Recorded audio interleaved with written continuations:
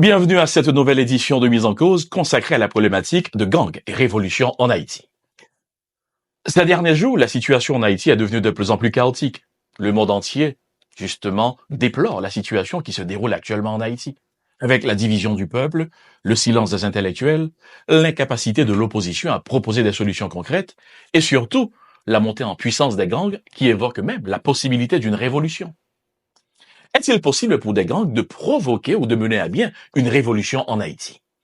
Telle est la question au centre de notre analyse dans cette édition de Mise en cause, cet espace de réflexion socio-juridique sur les grands enjeux de la citoyenneté active et constructive.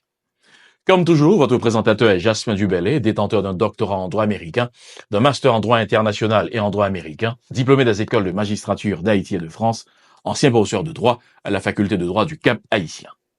Merci de votre attention à cette édition consacrée à l'implication politique des gangs armés en Haïti. Notre analyse va s'articuler autour de 3 grands axes. 1. L'engagement politique des gangs dans divers pays à travers l'histoire. 2. L'examen des risques liés à la présence des gangs dans la sphère politique en Haïti. Et 3. L'exploration des opportunités politiques pouvant découler de l'implication des gangs dans le paysage politique. Historiquement, il est rare que des gangs armés initient des révolutions au sens traditionnel du terme. Car les révolutions impliquent un changement radical et profond de régime politique, et les gangs sont généralement plus intéressés par le profit économique. Cependant, il convient de noter que des groupes armés non étatiques, parfois assimilables à des gangs, ont par le passé joué un rôle important dans des luttes pour un changement de gouvernement. C'est le cas par exemple des forces armées révolutionnaires de Colombie, de l'armée républicaine irlandaise, du Front révolutionnaire uni de la Sierra Leone. Tous des organisations qui ont commencé en tant que mouvement révolutionnaire, mais qui sont devenues impliquées dans des activités criminelles, se transformant ainsi en gangs, au sens juridique du terme. En Haïti, c'est l'inverse. Les groupes armés appelés gangs étaient initialement des organisations criminelles qui tentent désormais de se transformer en mouvement révolutionnaire, cherchant à renverser un gouvernement jugé corrompu et défaillant, en s'opposant à des traités à accords politiques et en attaquant les forces de l'ordre et les institutions de l'État. Si aujourd'hui les gangs se sont regroupés sous l'appellation de vivre ensemble, leurs objectifs ne sont cependant ni clairs ni cohérents. Et ils semblent motivés par des gains personnels plutôt que par un réel changement politique. Comme en témoigne l'absence de véritables propositions de désarmement et surtout leur revendication d'amnistie.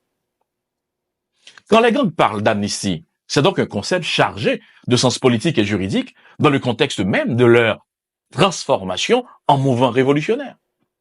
Il faut donc entendre l'amnistie comme une condition préalable à la paix et à la sécurité dans le pays.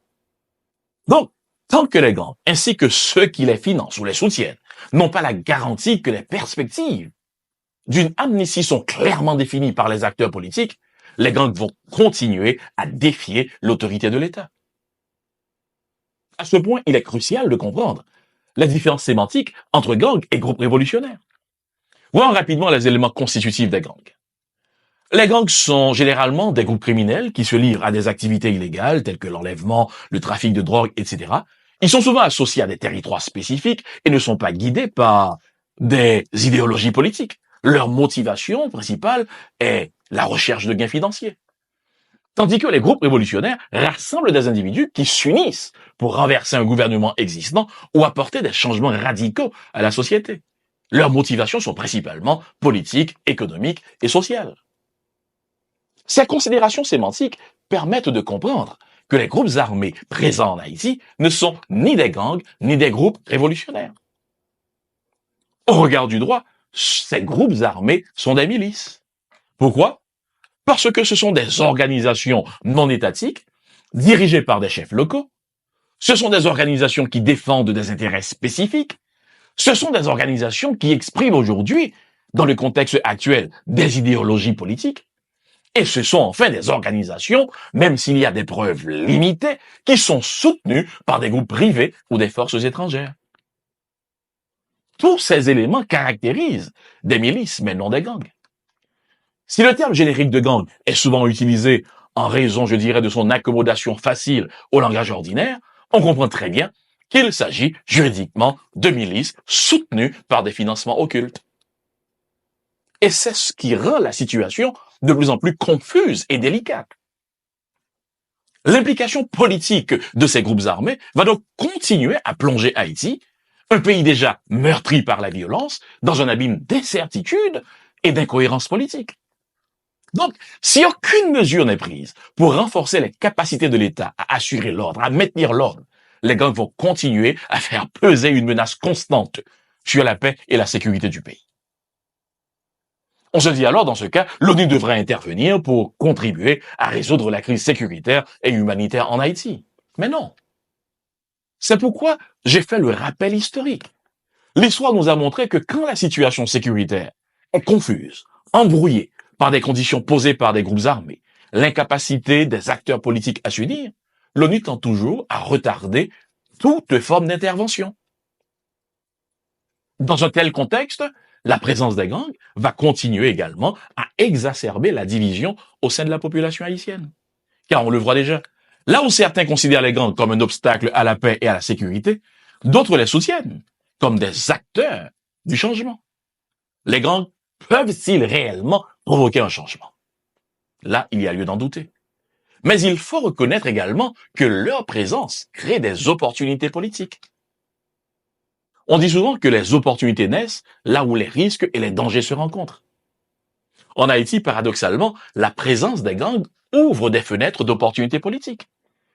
Si le contexte sociopolitique demeure inchangé, les gangs auront la capacité d'influencer les résultats des élections de 4 façons principales.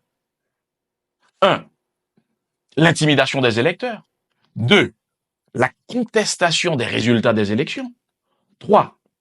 Soutien ou opposition à des candidats spécifiques. Et enfin, 4. Le contrôle de certaines zones spécifiques du pays. Et ça, malheureusement, on le sent déjà. On est même en train de le vivre. Mais la question aujourd'hui, c'est, les gangs ont-ils réellement le soutien public nécessaire pour opérer un changement significatif, positif en Haïti? Dites-nous ce que vous en pensez. Rejoignez-nous donc dans le débat sur les grands enjeux qui façonnent notre monde.